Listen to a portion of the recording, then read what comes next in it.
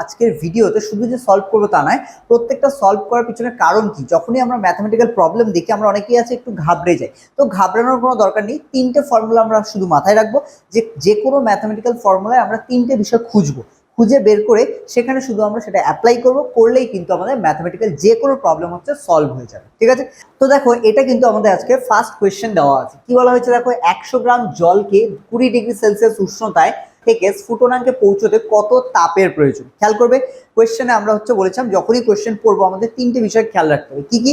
এক নম্বর জিনিস, যে পুরো যে কোয়েশ্চেনটা সেটা হচ্ছে কি বের করতে বলেছে। তো আমরা কোয়েশ্চেনটা পড়ে মোটামুটি বুঝতে পারলাম এখানে কি বের করতে বলেছে, তাপ বের করতে বলেছে। ওকে, দু নম্বর যে বিষয়টা মাথায় রাখতে হবে, অঙ্কের কোয়েশ্চেন পড়ার সময় এখানে দেখতে হবে যে এককগুলো দেওয়া আছে। যেরকম এখানে হচ্ছে 100 গ্রাম, এখানে একক কোনটা? গ্রাম।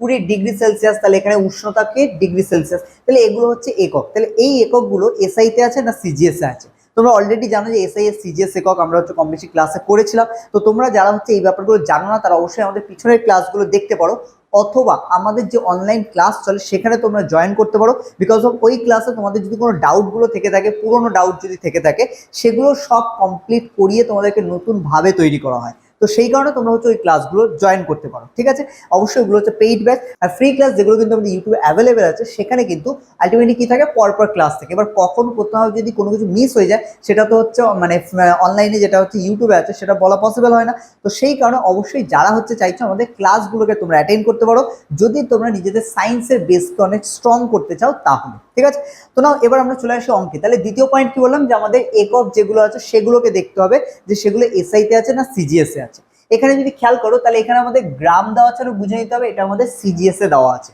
কারণ গ্রাম হচ্ছে সিজিএস একক। আর একইভাবে এসআই তে যদি আমরা মানে ওজনকে গ্রামে মাপা হয়, তাহলে এখানে যদি আমরা এসআই তে ওজনকে দেখি তাহলে সেটা কেজি থাকে, বোঝা গেল। কিন্তু এটা কি আছে, গ্রামে দেওয়া আছে, মানে এটা সিজিএস এ দেওয়া আছে। একইভাবে এখানে ডিগ্রি সেলসিয়াস আছে, এটাও কিন্তু আমাদের সিজিএস একক, কারণ কি এসআই একক যেটা উষ্ণতা সেটা হলো আমাদের কেলভিন। তো এখানে ডিগ্রি সেলসিয়াসে দেওয়া আছে, তো এখানে দুটোই এসআই তে দেওয়া আছে, মানে বুঝতে হবে আমরা যে মান বের করবো সেটাও আমরা তাপের যে মানটা বের করতে হবে সেটা আমাদের এসআই তেই বের করতে, সিজিএস এই বের করতে হবে। ক্লিয়ার? তো এতটা যদি মাথায় ঢুকে থাকে তাহলে আমরা তিনটে পয়েন্ট যা বললাম একবার ভালো করে আমি বলে দিই, আরেকবার নিজেরা মাথাতে রাখো। তাহলে কি বললাম, একদম প্রথম কাজ কি বের করতে বলেছে, তো এখানে আমাদের তাপ বের করতে বলেছে।